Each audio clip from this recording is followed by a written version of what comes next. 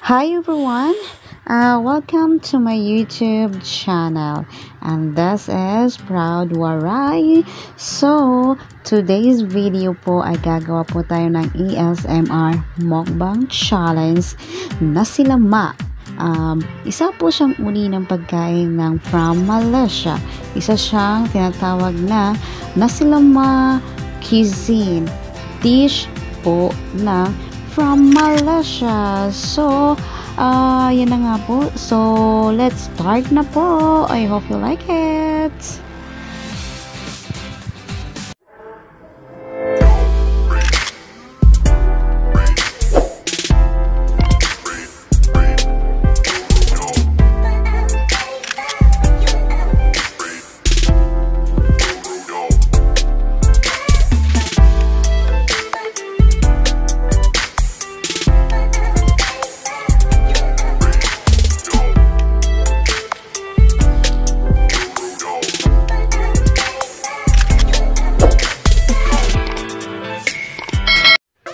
So guys, as I said, sisimulan na po natin ang ating mukbang challenge. So ayan, ipapakita ko po sa inyo kung anong klase pong food ang Malay cuisine dish ng mga Malaysia. So we have a fried chicken and also sunny side up and 1 piece of cucumber, and it's a kind of dry fish. It's a dilis, saka mayroon po siya din kasamang mane. It's a peanut po, pinirito. Then, additional is a chili. So, masarap po siya na food dahil may pagkaanghang. Hindi na siya anghang with a sweet. Meron po siyang parang fragrance. Parang basta masarap po siya. And I choose this one because it's an heavy meal po siya. Kasi nga, rice is light. So, ayan po. If pumupunta po kami sa hospital, I choose this nasilama. Kasi parang ito yung pinakauna kong kinain nung pumunta ako dito sa Singapore. So, as I said, ang nasilama is yung tradition din ng mga Malaysia. So, ano ba nga ba ang nasilama? So, ito yung basahin yung mabuti ang nasilama. Nasilama Malaysian coconut milk rice served with a sambal, fried crispy achuves, toasted peanut and cucumber. This is the best and most authentic nasilama recipe. Nasilama is the de facto national dish of Malaysia. So that's it, guys.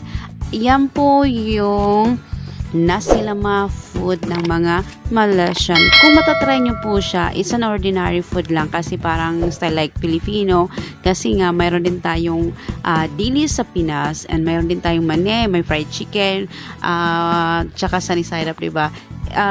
Same lang sila, pero yung chili nila dito is iba. Doon nagka-diferensya kasi yung chili nila dito is masarap. Yung chili nila dito, basta masarap. It's hard to explain. Basta masarap ko yung chili nila dito. Mas lalo nung pag makatikim kayo ng chicken rice.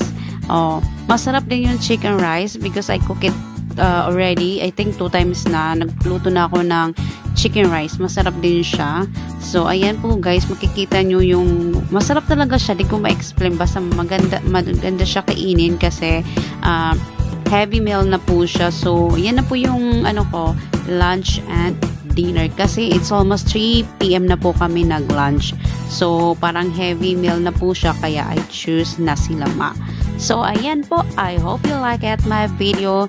Ang aking ASMR mukbang challenge nasilama food ng Malay cuisine dish. So, enjoy watching! At saka guys, abot kaya lang po yung presyo ng nasilama dito is just only $4. Kung sa piso po is nasa 136. Ayun, di apakamura. Ayan, so that's it guys. So ayan na yung pagmumukha ko. So let's start eating po ng ating ASMR mukbang. So ayan, nag-start na po ako nang kumain kasi po as in gutom na po ako niyan kasi I guess yung kinain ko lang kanina is nagkape lang ako and biscuits. I guess sobrang gutom ko talaga kanina kasi umalis kami kanina umaga is 10 AM.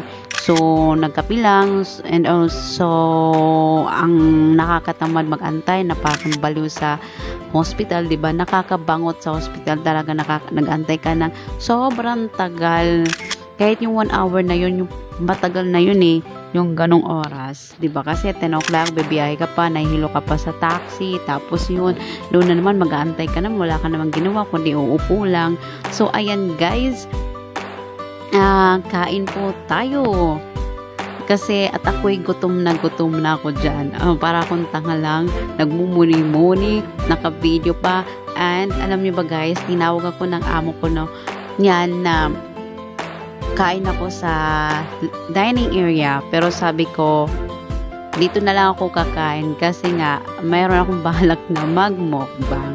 So hindi ako pumunta sa living area o sa dining area para saluhan siya sa pagkain. So that's it, nakagawa rin ako ng mukbang kasi noon dati yon, bumili kami sa KFC ng fried chicken din.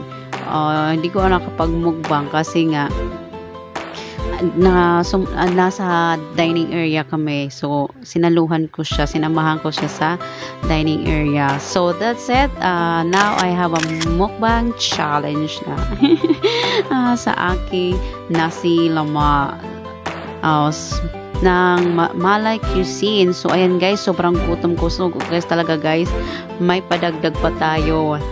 More rice. Rice is life. Ika nga, diba? Nagpapataba tayo, guys. Sobrang gutom ko. Kaya, ayan, hello naman. Kumusta ang madaming rice na kinain today?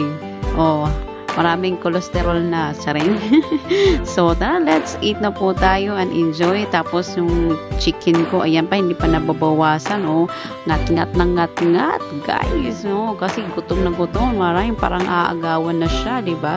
Tingnan nyo naman, agaw na agaw. Parang inaagawan siya sa pagkain. Ang bilis. So, guys, tune in lang kayo hanggang matapos. Maraming salamat.